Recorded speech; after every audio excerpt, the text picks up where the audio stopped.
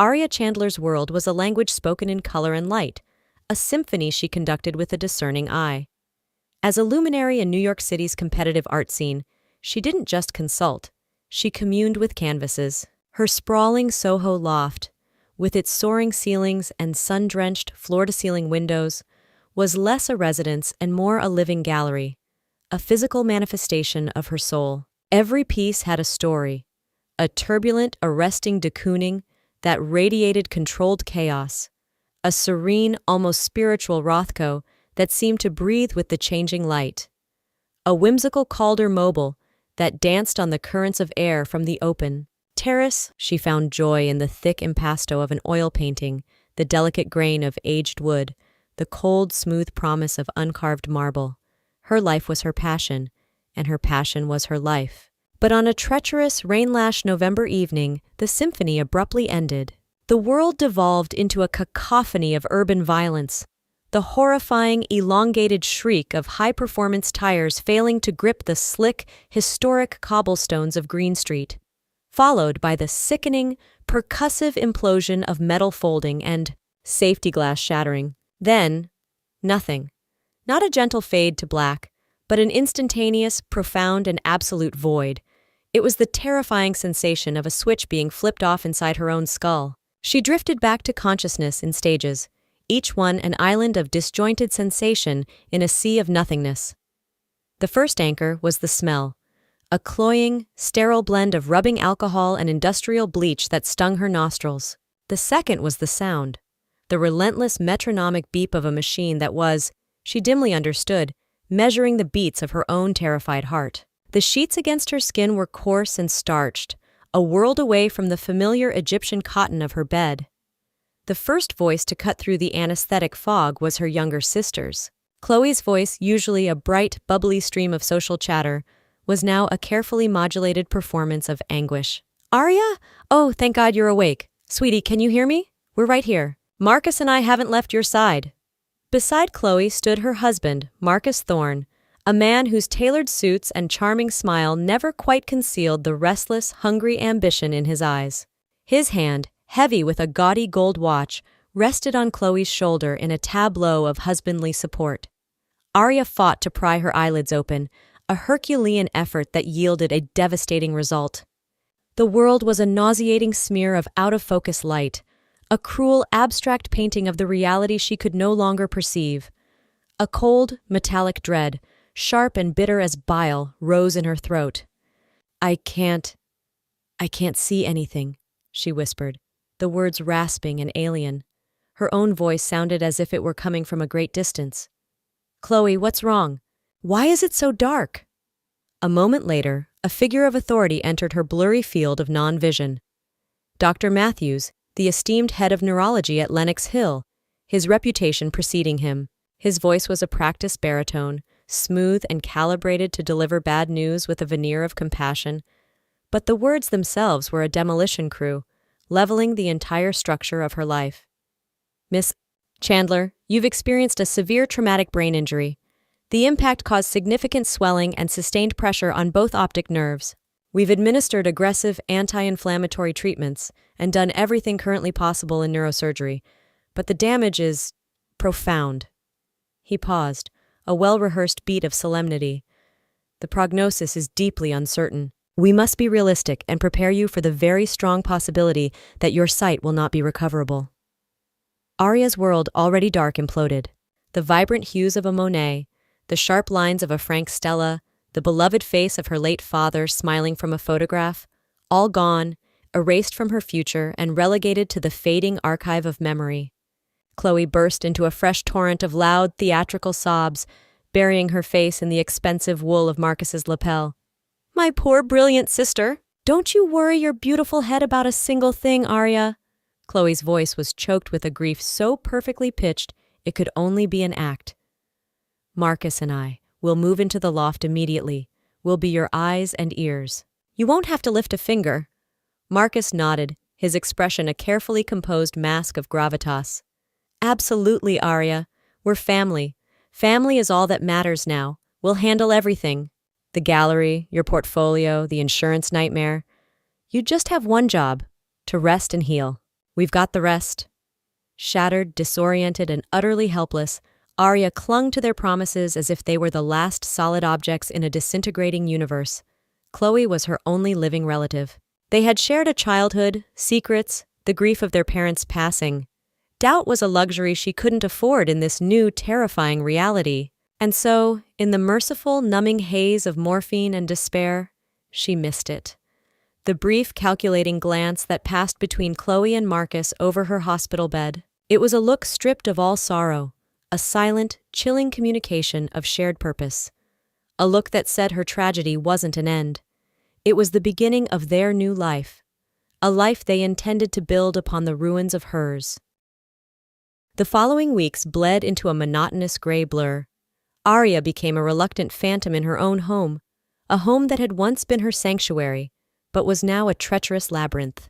The minimalist furniture she had so carefully selected now seemed designed to trip and bruise her. The vast, open spaces that had felt liberating now felt agoraphobic and menacing. She was forced to learn a new, humiliating cartography of her own life. 10 stumbling steps from the bed to the bathroom door, 22 shuffling paces from the sofa to the kitchen island she could no longer see. Her world had shrunk to a small perimeter of sounds and textures. She learned to identify Chloe's approach by the sharp click-clack of her heels on the polished concrete floors, and Marcus's by the soft, expensive sigh of his leather loafers. Chloe and Marcus, true to their word, had moved in, swaddling her in a suffocating, infantilizing blanket of care. They steered her by the elbow, as if she were a fragile antique. Marcus took over her finances with a swift, predatory efficiency, muttering about market volatility and the need to consolidate for her protection. Chloe read her emails aloud, censoring and summarizing with a tone of patronizing sweetness. Then one morning, 6 weeks into her new life as an invalid, the universe shifted. Arya awoke not to the familiar oppressive blanket of black, but to a faint, persistent glow against her eyelids. A rebellious sliver of morning sun had breached the blackout curtains. Normally, she would only feel its passive warmth on her cheek, but today was different. She could perceive it. Her heart began a slow, heavy drumbeat against her ribs. She blinked once, twice. The world was a waterlogged photograph, a smear of indistinct shapes and fuzzy colors, but it was there. With agonizing, beautiful slowness, the image began to resolve. Edges sharpened. The indistinct brightness coalesced into the hard, rectangular outline of the window. The formless blob beside it became her bedside lamp. And then she looked down, her own hands resting on the duvet. She could see them. The lines on her palms, the shape of her fingernails, the faint blue traceries of veins beneath her skin. Vision, glorious and miraculous, was flooding back. A gasp, a sob of pure, unadulterated ecstasy escaped her lips. She wanted to shout, to sing, to run into the living room and share the impossible news. She pushed herself up, her body trembling with elation, when the sound of their voices from the living room reached her, low and conspiratorial, slicing through her joy like a shard of glass. "Marcus, are you absolutely sure about this?" Chloe's voice was a tight, nervous whisper. "That sergeant is practically her signature piece. What if someone from the Met or the Guggenheim calls to borrow it for a show?" "Let them call, Chloe." Marcus's voice was a low, impatient hiss. "We'll tell them it's being restored. She's blind as a goddamn bat. She'll never know it's gone. And my contact on Canal Street, the one who doesn't care about provenance, is ready with 100,000 in cash. That's our deposit on the Hamptons place. A down payment on our real life. She can't see it, Chloe. So what difference does it make to her?" Arya froze, every muscle in her body locking. The euphoria that had filled her soul moments before shattered, instantly replaced by a glacial sheet of ice that seemed to freeze her very blood. The sergeant's study. A rare, intimate charcoal sketch her father had tracked down at auction and given her for her 30th birthday. It was the heart of her collection, its value measured not in dollars, but in love. They were going to steal it, sell it, from her, from their helpless, blind, grieving sister. In that chilling moment, a new Arya was forged in the fires of betrayal. A cold, clear, and ruthless plan bloomed in her mind, fully formed. She would not confront them. She would not give them the chance to spin a new web of lies. They saw her as a fragile, sightless fool? Wonderful. She would give them the performance of a lifetime. She would let them wade deeper and deeper into their own depravity, all while she watched. She lay back down, closed her eyes, and smoothed her features into a mask of serene emptiness. When Chloe bustled in 10 minutes later with a breakfast tray, she saw what she expected to see: her older sister, pale and still. A beautiful, broken doll. "Arya, sweetie, you're awake. I brought you some oatmeal with blueberries," Chloe cooed, her voice a perfect imitation of affection. "Thank you, Chloe," Arya murmured from behind her closed eyelids, her voice deliberately weak. "You're such a good sister. I honestly don't know what I would do without you both." Her heart was a wild, frantic drum, but her voice was a steady, fragile whisper. Chloe smiled, a smug, self-satisfied little quirk of her lips that Arya could now perfectly picture. The game was on. Arya's life transformed into a meticulously executed piece of performance art. She became the star and sole audience member of her own private tragedy, a role she inhabited with chilling dedication. She practiced her blindness, learning the subtle hesitations, the slight misjudgments of space, the way a truly sightless person's head remains still while their senses strain to compensate. She would stumble over an ottoman they had helpfully moved just inches from its usual spot, her hands flailing with practiced helplessness. She'd reach for a glass and her fingers would brush just past it, forcing Chloe to rush over with a sigh of put-upon patience. Every fumbled gesture, every uncertain step was a brushstroke in the masterpiece of her deception. And all the while, behind the placid mask and the dark designer sunglasses she now wore constantly, she watched. Her return sight was a secret weapon, a hidden camera capturing the ugly, unvarnished truth. In the periphery, she watched as Marcus, believing her to be dozing in her favorite Eames chair, strode into her office. He moved with a quiet, proprietary air, carefully lifting the precious Sargent study from the wall. She observed the clinical, almost disrespectful way he handled it, wrapping it in cheap bubble wrap from a roll he'd brought himself. There was no reverence for the art, only a greedy appraisal of its worth. She saw him glance back at Chloe in the doorway, giving her a triumphant wink. She saw her sister press a finger to her lips, a gesture of shared conspiracy, before nodding towards Arya's seemingly oblivious form. That evening, seated at the head of her own dining table, Arya decided it was time to test the waters of their deceit. She swirled the wine in her glass, a gesture she could now perform with perfect confidence while pretending it was a near disaster. "You know," she began, her voice infused with a wistful, melancholic tone, "I was thinking about Dad all day. He was so proud when he gave me that Sargent sketch. I remember what he said when we hung it. He said, 'This isn't just paper and charcoal, Ari. This is the soul of your collection. It's the heart.'" A sudden, brittle silence descended, so thick Arya could almost feel its weight. Chloe and Marcus exchanged a barely perceptible, panicked glance. Chloe, ever the quicker liar, recovered first, her voice becoming unnaturally bright and cheerful. "Oh, of course we remember, sweetie. And it's perfectly safe. In fact, it was such a good thing you brought it up. We were just talking about it. With all the dust and city grime, we decided to have it professionally cleaned and reframed in archival, UV protective glass. It's with the top conservationist in the city. Our little surprise for you." "Exactly, Arya," Marcus chimed in, his voice a buttery balm of false reassurance as he pushed a serving dish of asparagus towards her. "It's a priceless piece. We couldn't risk anything happening to it. We are taking care of your assets, just like we promised. You have to trust us." Arya forced a fragile, grateful smile. "Oh, that was so incredibly thoughtful of you both. Thank you." Inside, a corrosive acid churned. The lie was so audacious, so complete, so effortlessly delivered. They didn't just steal, they built a fortress of falsehoods around their crime, using her love for her father as the very mortar. Later that night, the loft was steeped in a silence that felt different now, not empty, but charged. Arya slipped from her bed and padded silently on bare feet to her office. The expensive silk wallpaper was stark and violated. A single naked hook and a faint, paler rectangle on the wall, were the only evidence of the crime, a tombstone for her father's love and her own shattered trust. She reached out and pressed her fingertips against the cool, empty space, and a single hot tear of pure, undiluted rage traced a path down her cheek. It wasn't a tear of sorrow. It was a tear of war. Back in her room, she retrieved her sleek laptop from its hiding place.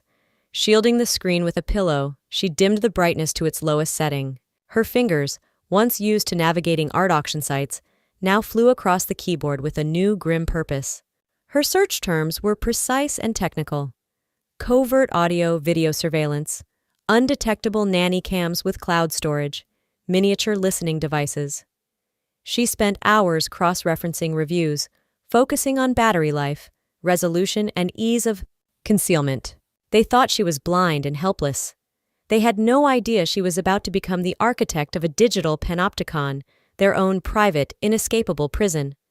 She would document every lie, every theft, every moment of their hubris. Their greed would be the evidence, and she would be the judge, jury, and, soon enough, the executioner. In less than a week, Arya's sun-drenched Soho sanctuary had been transformed into an elaborate, high-tech fortress of her own design. A dozen tiny, near-invisible lenses were now her silent, loyal sentinels. One peered out from the face of a smoke detector in the living room. Another was disguised as a screw-head on a light switch plate in the hall. A fully functional USB charger in the kitchen housed a third. Huddled in the soft, enveloping comfort of her bedroom chaise lounge, ostensibly lost in the prose of a lengthy audiobook, Arya watched the sordid, real-time documentary of her betrayal unfold on a tablet hidden beneath a cashmere throw. What she witnessed was a rot that went far deeper than a single theft, a moral decay that was breathtaking in its scope and casual cruelty. Their avarice, emboldened by their initial success, had become insatiable. The cash from the Sargent study was a gateway drug, and they were now full-blown addicts. With a knot of ice forming in her stomach, Arya watched Chloe sashay into the master bedroom's walk-in closet. Her closet. She watched as her sister opened the velvet-lined drawers of her jewelry safe, which Marcus had professionally cracked under the guise of retrieving some documents for the insurance company. Chloe pulled out the Chandler family jewels, pieces that had been passed down through 3 generations. The magnificent diamond Riviere necklace, a piece Arya's grandmother had worn at her debutante ball, looked almost profane against the backdrop of Chloe's smug, undeserving grin as she fastened it around her neck. "Look at me, Marcus," she preened, angling her body to catch the light, admiring her reflection in the full-length mirror. "This is how I was meant to look. It's just so unfair she got it all, and I got, well, you." She laughed, a sharp, unpleasant sound. Marcus, sprawled on Arya's custom-made sofa, barely glanced up from a glossy brochure for a new model of Porsche. "Patience, my love. That's just the appetizer. Once we liquidate some of her more volatile tech stocks, which is our fiduciary duty, by the way, and sell this ridiculously oversized penthouse, you can wear diamonds to go grocery shopping. The key, remember, is the narrative. We are the devoted, overburdened relatives, forced to make difficult financial decisions to fund her exorbitant long-term care. Every sale is a sacrifice we are making for her." Arya's hands clenched into fists, her manicured nails digging crescent moons into her palms. Their cynicism was a physical force, a poisonous gas filling the beautiful spaces of her home. They weren't just thieves, they were meticulous scriptwriters, crafting a public narrative of martyrdom to conceal a campaign of systematic plunder. One afternoon, she listened via a bug planted in a desk lamp as Marcus paced her office, speaking on the phone. He believed she was deeply sedated, thanks to the calming herbal supplement Chloe had started insisting she take. In reality, Arya had been carefully pouring the tainted tea into the soil of a large potted ficus, which was now probably the most relaxed plant in all of Manhattan. "Yes, the sapphires are authentic, early 20th century, Marcus said into his phone, his voice a low, confidential rumble meant for a shady downtown jeweler. "The provenance is complicated. An estate acquisition, you understand. The paperwork was lost in a fire years ago. That's why we can offer such a significant discount for a discreet, cash-heavy transaction. The owner, my sister-in-law, she's not of sound mind since the accident. It's a tragic situation, really." The mind is a fragile thing, not of sound mind. The phrase struck Arya with the force of a physical blow. It was the linchpin, the foundation of their entire ghastly enterprise. They weren't just robbing her of her possessions. They were methodically, maliciously robbing her of her credibility, her sanity, her very identity. They were preparing the world to dismiss her as a madwoman, ensuring that even if she did speak out, no one would believe her. That evening, staring at the impassive red recording light on her tablet screen, Arya knew this was a war she could not afford to lose. She meticulously downloaded every video file, every audio recording, creating multiple encrypted backups on separate hard drives. These were her ammunition. But she knew the final battle was yet to come. They were building towards something bigger, a final checkmate move. She could feel the pieces moving into place on the board, and she would be ready. Arya's patient, agonizing vigil was finally rewarded in the most monstrous way imaginable. She was in her customary position, a statue of repose in the high-backed armchair in the living room. Dark glasses concealed her watchful eyes, and a heavy volume of Proust lay open in her lap, a prop suggesting she'd been read to sleep. Chloe and Marcus, believing she was cocooned in her dark and silent world, finally began the conversation that would serve as their indictment.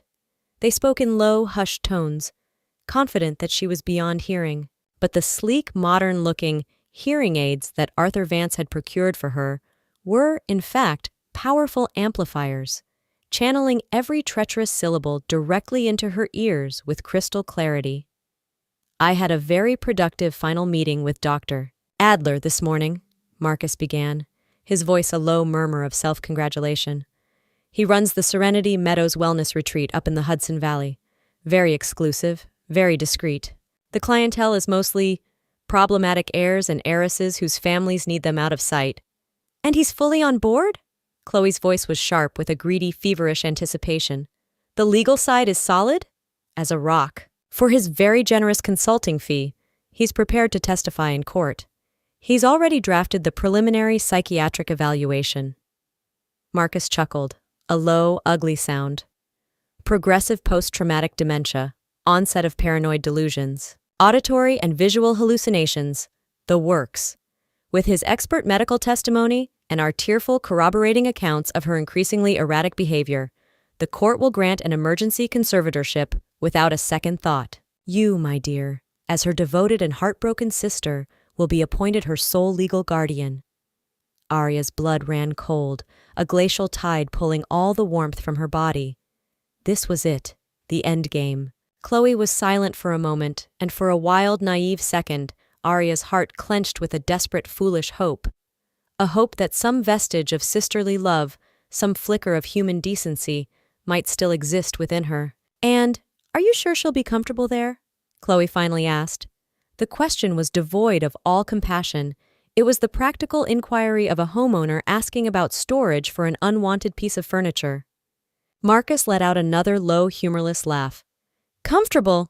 My love, she'll be living in a 5-star prison. Organic farm-to-table meals, art therapy with a renowned painter, manicured gardens overlooking the river. She'll be so blissed out on a cocktail of the latest antipsychotics, she won't know if it's Tuesday or Thailand.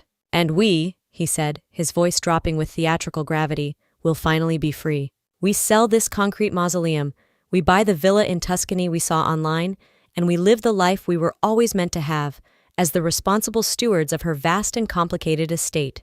It's flawless. It's justice, in a way." Arya sat as still as the marble bust across the room, her breath frozen in her lungs. This was no longer just theft or fraud. This was a calculated plot for psychic murder. They were going to have her declared insane, drug her into oblivion, and legally erase her from the world, all to finance a life of gaudy luxury. In that moment, they ceased to be her sister and brother-in-law. They became monsters. The simmering rage that had been her constant companion for weeks finally boiled over, not in a hot flash, but in a cold, clarifying detonation. It vaporized any last lingering sentiment, any vestige of shared history. It was replaced by a purpose as hard, clear, and sharp as a surgeon's scalpel. They had already judged and sentenced her. Now, it was her turn to deliver the verdict. The following morning, Arya awoke before dawn, a general on the day of a decisive battle.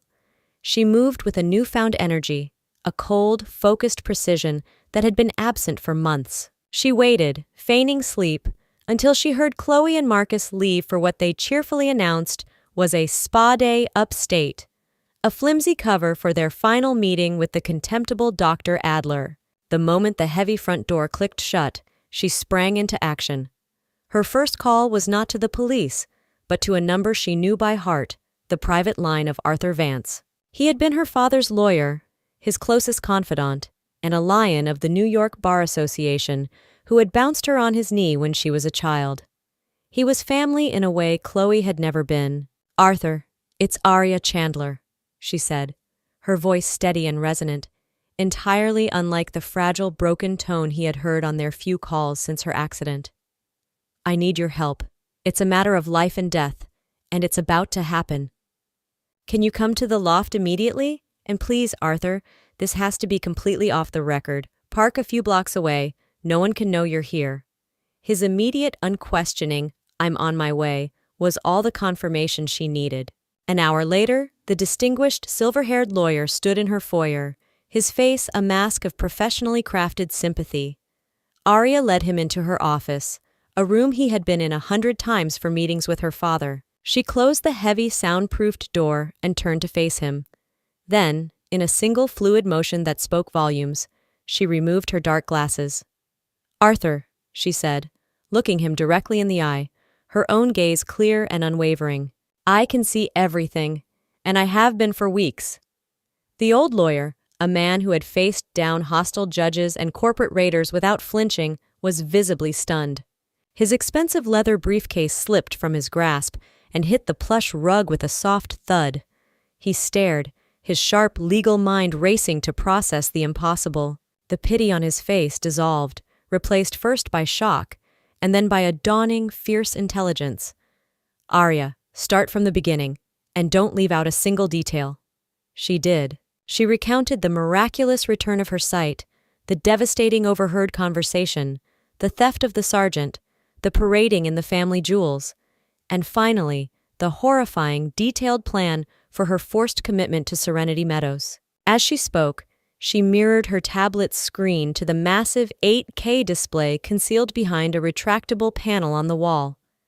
She became a prosecutor presenting her case. She played the videos, Chloe, preening in diamonds, her face a mask of greedy vanity, Marcus callously wrapping the sketch, his movements efficient and disrespectful. She played the audio of Marcus on the phone with the jeweler and the final chilling recording of their plot to have her declared insane. Arthur watched in absolute stony silence, his face hardening into a granite mask of cold fury. His knuckles were white where he gripped the arms of his chair. When the last damning file finished playing, he sat for a long moment, the only sound in the room the quiet, authoritative ticking of a mahogany regulator clock on the wall, a clock that had belonged to her father. "The unmitigated reptilian gall," he finally whispered, his voice shaking with a controlled, righteous rage. "Your father, he would rain down a firestorm of litigation that would scorch the very earth beneath their feet." "I know," Aria said, her voice quiet but firm.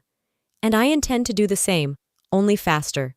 They're planning a family dinner next Friday. They're inviting my Aunt Carol and Uncle Bob, a dress rehearsal for their grief-stricken performance. I want that dinner to happen, and I want it to be the last one they ever enjoy as free people." "What do you have in mind?" A predatory gleam, the look of a shark scenting blood in the water, entered Arthur's eyes. This was no longer just a case. It was a crusade for his oldest friend's daughter. "I need your help to orchestrate the grand finale. I need the police here, at the precise moment, not just any officers. I need detectives from the major case squad, armed with an arrest warrant. I'll provide them with this entire data package, all neatly organized. We are going to let them build their own gallows, and I'm going to personally kick the stool out from under them." The plan was audacious, theatrical, and utterly ruthless. Arthur Vance's face broke into a grim, satisfied smile. "Consider it done," he said, his voice resonating with authority. "I have a very close contact, a Detective Miller, in the NYPD's major case squad. He has a particular distaste for this kind of high society rot. We'll coordinate everything. You just set the stage and give us the signal. You play your part to the very end. Let them savor their victory. The higher they climb, the more spectacular and satisfying the fall will be." When Arthur left, a profound calm, cold, and absolute settled over Arya. The victim was gone. In her place stood the architect of a swift and terrible justice. The evening of the family dinner was a masterclass in domestic horror, cloaked in the guise of elegant civility. The air in Arya's minimalist dining room, with its stunning view of the glittering downtown skyline, was thick with a cloying falseness that was almost palpable. Her invited relatives, the kind-hearted but naive Aunt Carol, and her quiet, unassuming husband, Uncle Bob, were the unwitting audience. Their faces were etched with a genuine, painful pity as they looked at their poor, afflicted niece, who sat silently at the head of the long, polished table. Chloe and Marcus were performing at the peak of their abilities, a seamless duet of saintly concern. They hovered around Arya, cutting her Chilean sea bass into small, manageable pieces, guiding her wineglass to her lips with exaggerated care, and speaking in the loud, slow, over-enunciated cadence one reserves for the very young or the deeply infirm. "Careful with the fork, sweetie, it's a little to your left," Chloe would murmur, her voice dripping with counterfeit tenderness as she physically adjusted Arya's hand. "Let me get that for you, Arya. You have a little something," Marcus would insist, leaning over to dab a non-existent crumb from her chin with a starched linen napkin, a gesture of suffocating condescension. Arya endured the grotesque charade with the placid grace of a Zen master, her face a serene, unreadable mask behind the dark Chanel glasses. She felt a strange, thrilling, out-of-body detachment, the calm of a director watching the final, climactic scene of her play unfold exactly as she had blocked it. She ate little, her senses on high alert, listening to Aunt Carol's rambling, innocent chatter about her New Jersey garden club, all while waiting for her cue. It came, as she knew it would, with dessert. Marcus, having finished his creme brulee, delicately cleared his throat and tapped his water glass with a spoon, a self-important gesture to command the table. "Dear family," he began, his voice taking on a somber, funereal tone that he had clearly rehearsed. "Chloe and I have brought you here tonight because, well, there's no easy way to say this. As you all know, our dear Arya suffered a terrible, life-altering accident, but we're afraid the consequences have proven to be more than just physical. Her mind, her beautiful mind, has been deeply affected." Chloe, on cue, squeezed out a single perfect tear that traced a path down her cheek. She dabbed at it with her napkin. "She's becoming so confused," she whispered, her voice cracking artfully. "Forgetful. She has moments of paranoia. The doctors, the best doctors, all feel she needs professional, round-the-clock care, in a peaceful environment. For her own safety and well-being!" Aunt Carol gasped, her hand flying to her mouth in horror. Uncle Bob looked utterly devastated. This was it, the moment of ignition. Arya slowly, deliberately raised a single hand. The table, already quiet, fell into a profound silence. "Before you continue," she said, her voice clear, calm, and resonant, slicing through the thick hypocrisy like a razor, "I would like to propose a toast." She stood. There was no hesitation, no fumbling for purchase, no hint of blindness. It was the smooth, fluid, confident motion of a woman in absolute command of her body and her environment. Then, with a theatrical slowness, she reached up and removed her sunglasses. She let her gaze, sharp and brilliant as a shard of diamond, land first on Marcus, who froze with a spoonful of dessert halfway to his mouth. Then she turned that same penetrating gaze on Chloe, whose face was rapidly draining of all color. The vibrant, intelligent eyes they thought were dead and useless were now boring into them, filled not with madness, but with a terrifying, righteous clarity. What in God's name is this?" Marcus stammered, his carefully constructed composure shattering into a million pieces. "This," Arya said, her voice dropping to a deadly conversational calm, "is me seeing you, both of you, for exactly who and what you are." She gracefully picked up her wineglass. "I saw you, Chloe, my dear sister, taking selfies in our grandmother's diamond necklace, a piece you were never meant to touch. And I heard you, Marcus, my caring brother-in-law, planning my new permanent accommodations at a lovely little asylum upstate, all while calculating the commission on the sale of my home.